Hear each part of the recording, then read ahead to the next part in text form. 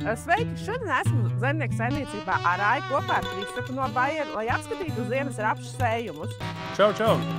Jau Bayer ziemas semināros, runājot par dekalpu selekcijas hibrīdo ziemas rapsi, es apgalvoju, ka izvēloties labu sēklas materiālu, atbilstošu audzēšanas tehnoloģiju un pie labvēlīgiem ziemošanas apstākļiem, hibrīdais ziemas rapsis ir viens no ienesīgākajiem kultūraugiem saimniecībās.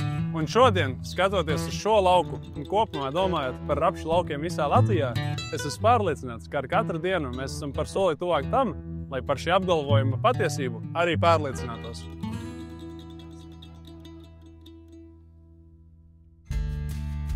Mēs esam nokļuvuši līdz šķirnei DK Exigent. Varbūt paraksturosi viņu nedaudz? DK Exigent ir viena no jaunākajām dekalpu selekcijas hibrīdā ziemas rapšu šķirnēm, kurai ir uzlabota un pārbaudīta noturība pret postošākajām krustdiešu slimībām.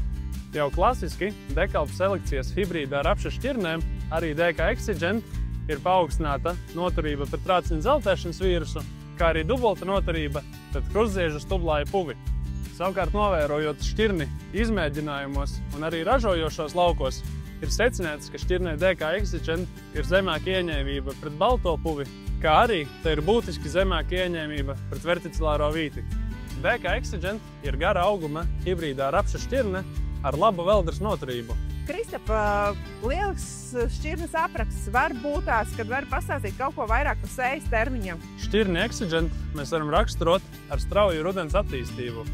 Tas ir labi, jo tā labāk rudenī konkurēs ar nezālēm, kā arī būs noturīgāka pēc slimību un kaitēkļu spiedienu. Taču vajag atcerēties, ka tā noteikti nebūs piemērota agriem sējas termiņiem, tādēļ mēs rekomendējam to sēt optimālā vai vēlā sējas termiņā. Zemniekam nav jāsatraucās nesadīgs, būs pa vēlu, jo bieži ir tā, ātrāk iesēšu, viss būs labāk. Es uzskatu, ka kopumā, ievērojot rekomendētos šķirņu sējas termiņus un izvēloties atbilstošu regulātoru tehnoloģiju, zemniekam nav jāsatraucas par to, ka ziemas rapsis pāraugs. Exigent raksturojas ar strauju augu veidošanos un nostiprināšanos pirms ziemošanas, veidojot spēcīgu sakņu sistēmu un lielu biomasu, kas rezultātā mums dod labu ziemotspēju.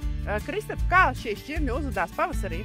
Šķirne ir raksturīga vidēji agrīna veģetācijas atjaunošanās pavasarī, kā arī vidējs ziedēšanas laiks un vidēja nogatavošanās. Kādām saimniecībām tu ieteiktu izvēlēties šo šķirni?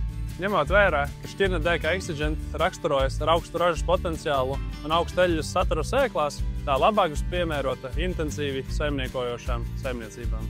Tāpat kā visām dekalpu selekcijas šķirnēm ir raksturīga noturība pret pākstiņu atvēršanos. Kristap, šis pavasaris ir bijis izaicinājumiem pilns.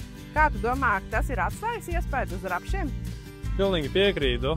Tas periods, pa kuru izstiepās rapsis, bija ļoti īss, jo temperatūras bija augstas, augšanas apstākļi bija burvīgi, un rapsis ļoti strauji stiepās garumā. Savukārt, skatoties uz šo rapsi, varam redzēt, ka stublājs tam ir saplaisājis tikai minimāli. No pavasara salnām arī nevarētu teikt, ka tas ir cietis. Es domāju, ka šeit ir labs ražas potenciāls, un ar prieku sekosim līdz tam, kā augi šeit turpinās attīstīties un kāda galā būs raža.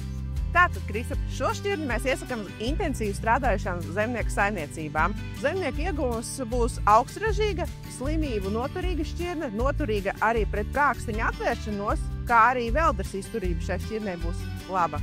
Paldies, Kristap, tev par tik plašu informāciju.